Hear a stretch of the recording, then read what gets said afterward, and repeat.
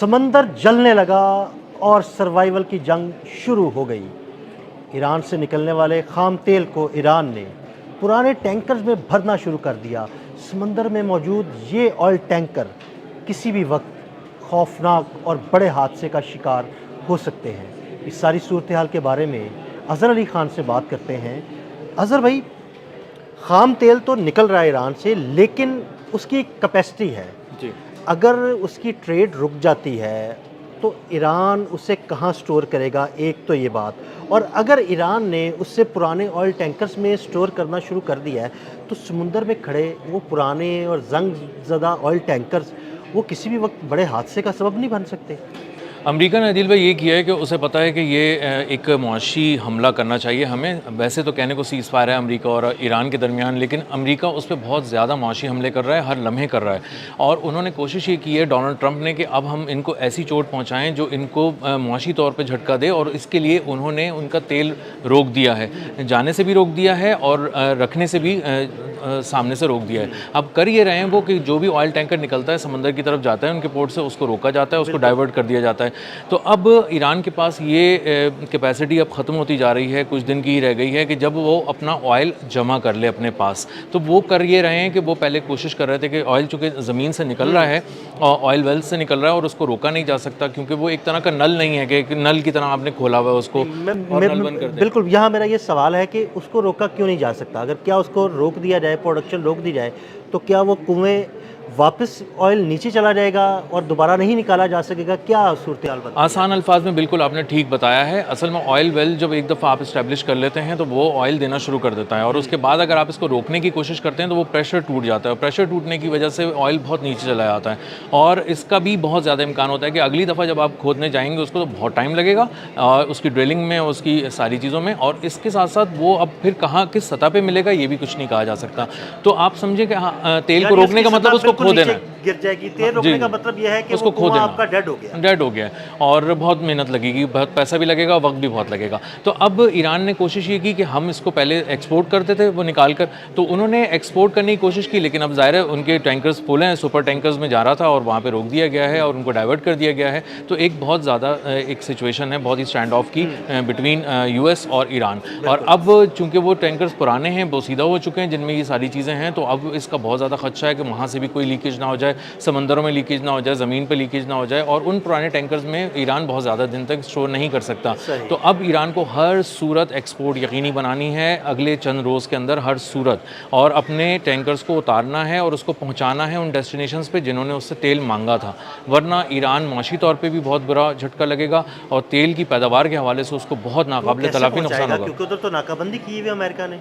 जी। अब आएगी बात कि ईरान क्या कर रहा है इसके लिए। ईरान जो है वो आबनाए हुर्मुज़, खलीज फ़ारस, खलीज ओमान और बुहिर अरब, यहाँ तक अब अपनी नाकाबंदी को बढ़ा चुका है। अब बुहिर अरब तक आ गया है ईरान, वहाँ पे भी अब नाकाबंदी कर रहा है। तो अब उन्होंने कोशिश उनकी ये है कि किसी भी तरह एक नेवी के एक ऐसी कोई स्ट्रैटेजी बनाएं वो जिसमें वो प्रिसाइज हमले करें या फिर वो किसी भी तरह से उसको निकालने की कोशिश करें। यानी ऑयल टैंकर जो है वो नेवी की नाकाबंदी के अंदर जो है ना, या उनके स्क्वाड के अंदर ऑयल टैंकर को निकाला जाए वहाँ से। जी, उनकी यही पूरा इरादा है कि अब कोई ऐसी स्ट्रेटजी बनाएं कि उनकी जो बहरिया है ईरान की, वह स्कॉट करे अपनी हिफाजती हिसार में, उसको लेके टैंकर्स को जाए चाइना या जिन डेस्टिनेशन पे भी जाता है। बहुत सारे ऐसे भी ममालिक हैं जो ईरान से बराह रास्त तेल नहीं ले रहे थे, वो समंदरों के बीच में ही ट्रांसफ़र कर रहे थे तेल को।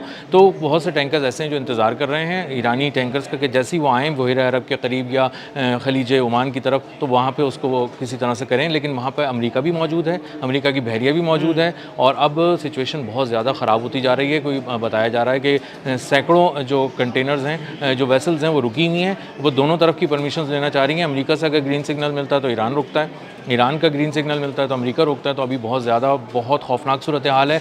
और समंदरों में जो आपने शुरू में कहा ना कि आग लगने वाली है, उसकी वजह यही है कि समंदर जो है खलीज फ़ारस से लेके खलीज ओमान और बुहिर अरब तक कहीं पे भी जलना शुरू हो जाएगा, हमले शुरू हो जाएंगे, और ये हमले बहुत ही कारी होंगे, क्योंकि ब्लॉकेट ख़त्म करना है किसी भी सूरत अमरीका का। अगर ईरान को अपना, ईरान की तरफ से बड़ी ज़्यादा धमकियाँ भी आ रही हैं कि जनाब वो किसी भी वक्त जो है ना वो बड़ा हमला भी कर सकते हैं अगर उनका ब्लॉकेट ख़त्म ना हुआ तो। जी जी, बाकर खालिबाफ ने कहा है कि हम समझ समझ रहे हैं कि तुम क्या सोच रहे हो और तुम क्या कर रहे हो। तुम हमारी माशी शरक को दबाने की कोशिश कर रहे हो। तुम ये चाह रहे हो कि किसी भी तरह ऑयल एक्सपोर्ट्स रुकें, और चूंकि ईरान डिपेंडेंट ही उसी पे ये सारा इन्हिसारी उसका ऑयल एक्सपोर्ट्स पे है, तो अगर वो रोकने की कोशिश करने का मतलब, अच्छा तुम्हें 9 करोड़ ईरानियों को फिर जान से मारना चाहते हो, तो हम ये होने नहीं देंगे। और अब तुम हमारे उस हिकमत अमली का इंतज़ार करो जो हमले की सूरत में हम डिज़ाइन कर रहे हैं, और हमला जो है वो हमारा जल्द होगा, प्रिसाइज होगा, बहुत तेज़ होगा। अच्छा अजहर भाई, मेरा एक क्वेश्चन है, वो ये कि एक रेलवे लाइन भी है जो ईरान से चाइना तक जाती है, दरमियान में वो रशियन स्टेट्स आती हैं, तो वहाँ उसके थ्रू कितना को तेल जो है ना उसकी तरसील की जा सकती है? ये जो रेलवे लिंक इन्होंने शुरू किया था ना, वो उसकी वजह ये है कि बहुत ज़्यादा तेल जमा हो गया, अब किसी भी सूरत इसको निकालना है, पहुंचाना है, तो उन्होंने एक रेल लिंक के ज़रिए काम तो किया है, लेकिन ये बहुत ज़्यादा दिन सस्टेन इसलिए नहीं हो सकता कि आप रेलवे के ज़रिए बहुत बड़े पैमाने पे ऑयल की तरसील मुमकिन नहीं है, और इसके लिए आपको शिप ही चाहिए बहुत ज़्यादा बड़ी तादाद में। शिप से ऑयल भेजना ज़रा आसान है और ज़्यादा मिकदार में तेल भेजा जा सकता वो है। चला जाता है, और 20 लाख बैरल एक साथ ही चला जाता है। अब 20 लाख बैरल आप ट्रेन में तो नहीं भेज सकते, किसी कैरेज में तो नहीं भेज सकते, तो ईरान इस वक्त निकालना शुरू कर दिया उसने अपना तेल, क्योंकि इस वक्त तो अगर आप समझे ना कि एक बाल्टी भी आपने निकाल के कहीं भेज दिया तो उसमें से कम हो गया, तो कुछ उनको फ़ायदा हो गया। लेकिन डोनाल्ड ट्रम्प ये सोच रहे हैं कि किसी भी तरह इस ब्लॉकेट को बढ़ाओ, इसको ज़रा रोको, ताकि हमें सीज़ फायर की खिलाफ वर्जी का भी इल्ज़ाम ना लगे, उसका मुआशी गला तंग हो जाए ईरान का, और इनके ऑयल वेल एक कह लें एक तरह से फट जाएं, और इसके पास ऑयल रखने की जगह ना हो, और फिर हम मज़ा चखाएं ईरान को कि क्या होता है। लेकिन ईरान इस बात को कैलकुलेट कर चुका है, और ईरान बहुत ही प्रिसीजन के साथ अब बाहर करेगा, और उनको अंदाज़ा हो गया कि अब ये जो सीज़ फायर है ना, ये बहुत ज़्यादा दिन अब इस तरह चल नहीं सकता। अच्छा अजहर भाई, जो ऑयल टैंकर्स जो वेसल्स समंदर में खड़े हैं पुराने, जिनमें ईरान ने खाम तेल भरना शुरू कर दिया है, वो पुराने हैं, जंग ज़दा हैं, अगर वहाँ से ऑयल रिसना शुरू हो गया तो वो खलीज फारस में तो बड़ा मसला हो जाएगा। ये तो अगर थोड़ा सा भी ऑयल गिरना शुरू हो गया ना, उसमें से रिसना शुरू हो गया, कोई बहुत ज़्यादा फैलने की भी बात नहीं है, अगर ये थोड़ा सा भी रिसना शुरू हो गया ना, तो पूरी दुनिया की तवज्जो इस तरफ आ जाती है। उसकी वजह ये है कि पूरा जो एक मैरीटाइम का एक पूरा निज़ाम है ना, वो ख़राब होना शुरू हो जाता है।